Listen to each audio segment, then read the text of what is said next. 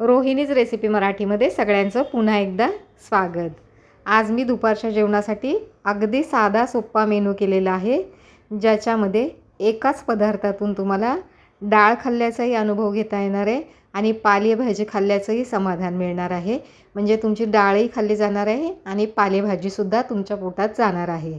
त्याच्यासोबत मस्तपैकी अशी बिटाची कोशिंबीर, लोणचं, पापड आणि छानपैकी 2 पोळ्या सर्व केलेल्या आहेत।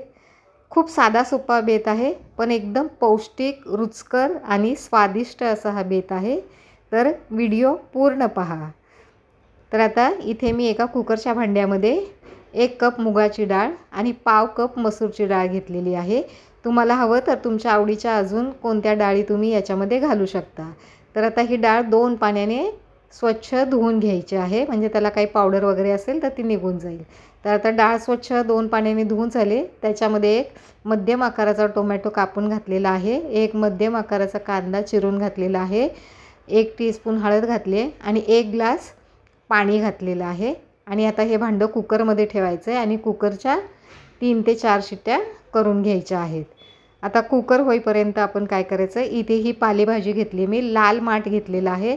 माठ निवडून घेतला आहे आणि स्वच्छ धुवून घेतला आहे। मिठाच्या पाण्याने पालेभाज्या कधीही धुवून घ्यायच्या, म्हणजे छान स्वच्छ होतात, आळी वगैरे काय असेल तर त्यातली निघून जाते। आता ही पालेभाजी आपण छानपैकी अशी सुरीने बारीक कापून घ्यायची आहे।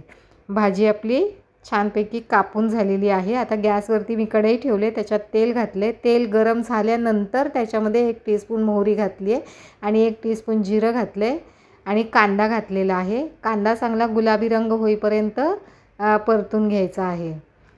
कांद्याचा सगळा कच्चेपणा गेला पाहिजे, नाहीतर कांदा भाजीमध्ये कच्चा लागला तर भाजीची म्हणजे आपण जो पदार्थ करणार आहे त्याची चव चांगली नाही लागणार। आता याच्यामध्ये मी 10-15 लसणाच्या पाकळ्या आणि अर्धा इंच आल्याचा तुकडा बारीक कापून घेतला आहे, तो घातला आणि 5-6 हिरव्या मिरच्या आहेत, त्यासुद्धा घातलेल्या आहेत बारीक कापून। आता हे छान असं तेलामध्ये परतून घ्यायचं आहे। आणि आता अर्धा टीस्पून मी हिंग घातलेला आहे, हिंग घालूनसुद्धा हे छान तेलात परतून घ्यायचं आहे। आणि आता त्याच्यामध्ये मी ही लाल माठाची भाजी घातलेली आहे।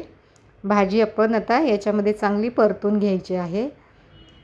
भाजी तेलामध्ये चांगली परतली की तिची चव पण खूप चांगली लागते। आता या भाजीमध्ये आपल्याला पाणी वगैरे काही घालायचं नाही आहे, ही भाजी अशीच वाफेवरती आपल्याला करून घ्यायची आहे। आता भाजी तेलात चांगली परतून झालेली आहे, त्याच्यावरती एक 5 मिनटं झाकण ठेवायचं आहे। आता आपला कुकर झालेला आहे। कुकर थंड झाल्यानंतर मी त्याच्यातून हे भांडं काढून घेतलं आहे आणि आता हे थोडं चमच्याने हलवून घेते। याच्यामध्ये आता मी लाल तिखट म्हणजे लाल मिरची पावडर घातलेली आहे। तुम्ही जो कोणता मसाला घरी वापरता तो तुमच्या आवडीनुसार कमी जास्त घालू शकता, म्हणजे तुम्हाला किती तिखट हवे त्यानुसार। 1 टीस्पून धने पावडर, 1 टीस्पून जिरे पावडर घालायचे आणि अर्धा टीस्पून गरम मसाला पावडर घातलेला आहे। आता हा माझा घाटी मसाला आहे, कारण मी घाटी मसाला बनवते, त्याच्यामुळं घाटी मसाला वापरलेला आहे। तुम्ही जो कोणता मसाला वापरता तो मसाला याच्यात घालायचा आहे आणि सगळं छान असं चमच्याने मिक्स करून त्याच्यामध्ये मी 1 ग्लास पाणी घातलेलं आहे। आता पाणी घालून डाळ त्या पाण्यामध्ये चांगली मिक्स करून घ्यायची आहे। त्याच्या अशा गुठळ्या ठेवायच्या नाही आहेत डाळीच्या। अशी छान मिक्स करून झाल्यानंतर काय करायचं, या कढईवरचं झाकण काढून घ्यायचं आहे, भाजी हलवून घ्यायची। ही भाजी आपली छान वाफवून झालेली आहे आणि आता याच्यामध्ये आपण ही डाळ घालायची आहे। हे पहा, आता ही डाळ आपण याच्यामध्ये घातल्यानंतर याच्यामध्ये आपण चवीनुसार मीठ घालायचं आहे आणि ही डाळ तुम्हाला किती पातळ हवी, किती घट्ट हवी आहे त्यानुसार तुम्ही याच्यात पाण्याचं प्रमाण तुमच्या आवडीनुसार कमी जास्त करायचं आहे। मी खूप पातळ केलेलं नाही, कारण हे पोळीबरोबर खाता आलं पाहिजे। नंतर मग 2 मिनटं झाकण ठेवले, 2 मिनटाने झाकण काढून घेऊन त्याच्यावरती मस्त छानपैकी कोथिंबीर घातलेली आहे आणि आता ही भाजी आपण सर्व करूयात। हे पहा, भाजी खूप छान लागते। याला तुम्ही लाल माठाचं तिखट वरणसुद्धा म्हणू शकता किंवा लाल माठाचं तिखट डाळसुद्धा म्हणू शकता। तर आता याच्यामध्ये मी छानपैकी वरून कोथिंबीर घातलेली आहे। चला तर आपण आता जेवणाची प्लेट वाढूया।